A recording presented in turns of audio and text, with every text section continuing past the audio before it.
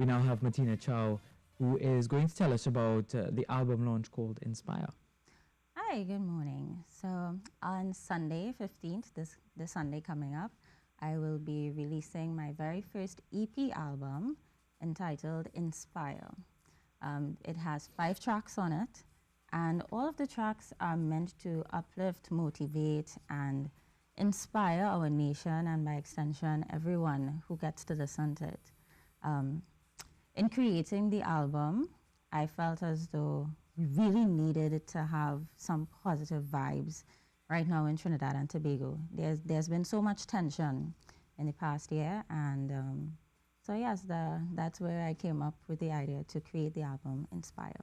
Yeah. And Ms. Chow is a vocalist, multi-instrumentalist, music therapist, and music educator. What else? I do quite a few things. So yes, I play several instruments, one of them being the flute, and I play with the National Philharmonic Orchestra under the Ministry of Culture. And I'm also a licensed music therapist, so I see clients who have autism, Down syndrome, different forms of disabilities in private practice, and I also sing. And she began singing at the tender age of 4. What was that like? Yes. Oh, I think I enjoyed it, which is why I'm still doing it, you know. So tell us about Inspire. Okay, so the album launch itself on Sunday is going to be taking place at Kaiso Blues Cafe. It starts at 6 p.m. and tickets cost $80 or $100 at the door.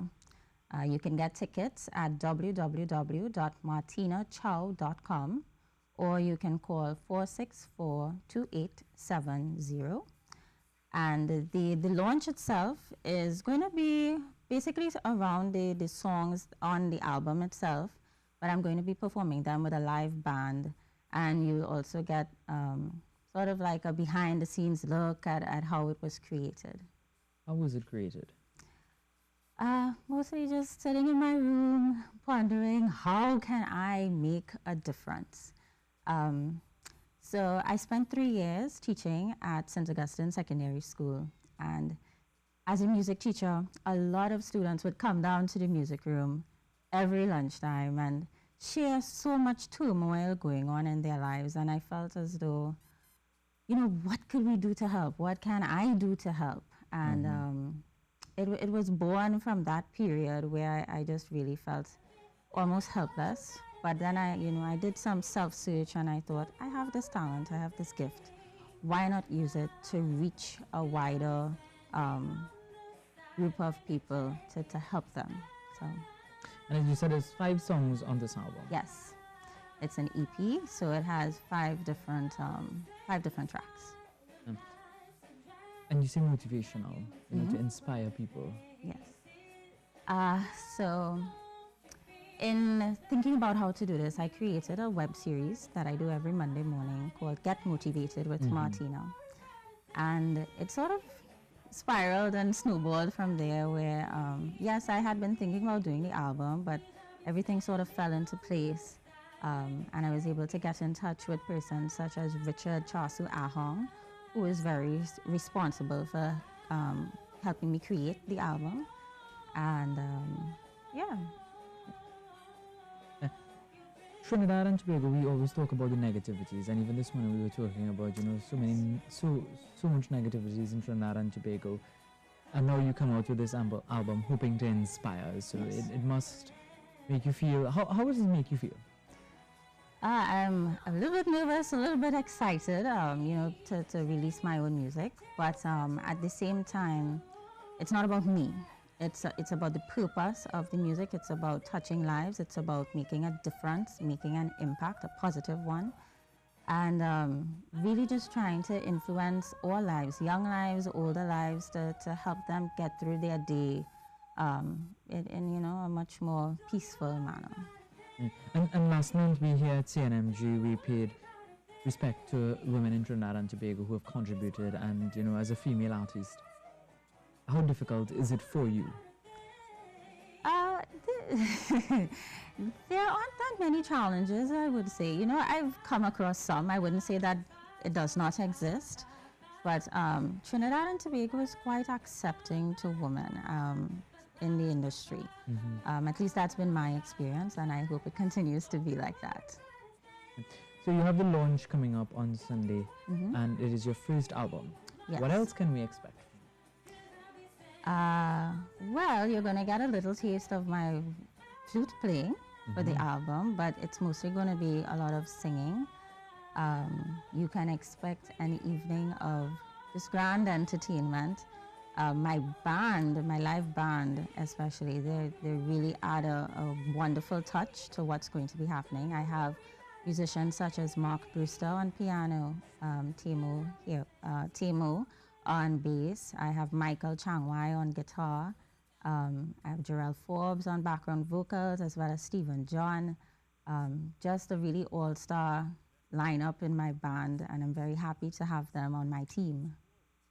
And over the years, you have accomplished a lot. From what I was reading, you started your professional career August 2007. You were part of the Chugam meeting as well. You Masters of Arts.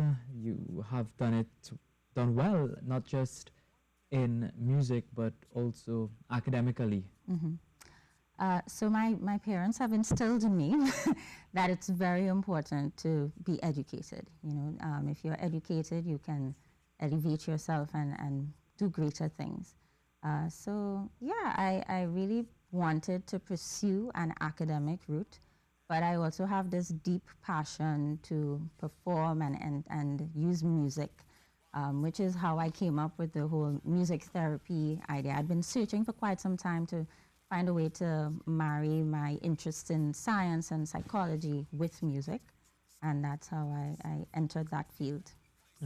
And I just want to ask about that music therapy, because you work with people with disabilities, if I can use that term loosely. And it's the month of autism awareness this month. So what is that like, using your music with people with disabilities? Oh, it's absolutely lovely and exciting. I get to see clients who come in with limited speech ability or limited mobility, and I'm able to help them move from one stage to the next and really blossom. I really love to see them blossoming, not just in those physical and language, in their language skills, but also emotionally, and seeing them just having the opportunity to connect with others and to connect with other adults and children like themselves. And it's something that, do you think we can do more as a people for these things? Where do you see us going with it? On a whole, I think that so much can be done for mental health in Trinidad and Tobago. We're still in the creeping stages, and we're getting there. I think policies need to be put in place, definitely, to help with the progress of this. Yeah, so a lot of work to be done, and they always say charity begins at home, and this is your way. You say your music is your way of giving back and inspiring people.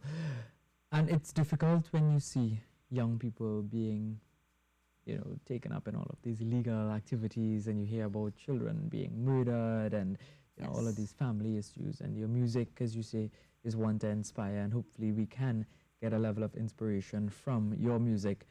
And saying that, I would like to ask you if you would be able to, share something with us.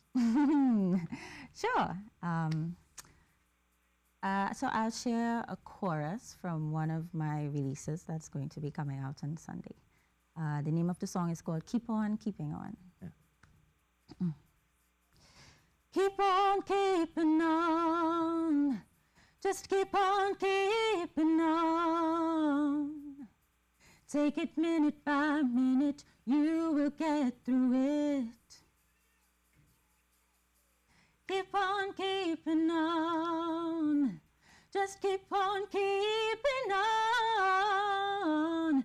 Take it step by step, stop if you need a breath. Just keep on keeping on. Yes. Yeah, and you listen to the lyrics, and you can hear a a lot from it. You can get a lot from it. You know, just the title of it, Keep On Keeping On, you know, you just have to stick to it and you can get somewhere. In creating a lot of the songs on my album, I tried to ensure that they were relatable, that people could sing them and that they would be able to really, you know, connect with the lyrics as well as the music. All right, well, thank you very much, Miss Martina Chow, for coming in and talking to us about your album, which is meant to inspire people in Trinidad and Tobago. Yes. And hopefully your launch will be a success at Thank you so Kaiso Cruise, and, you know, hope to hear a lot from you in the future.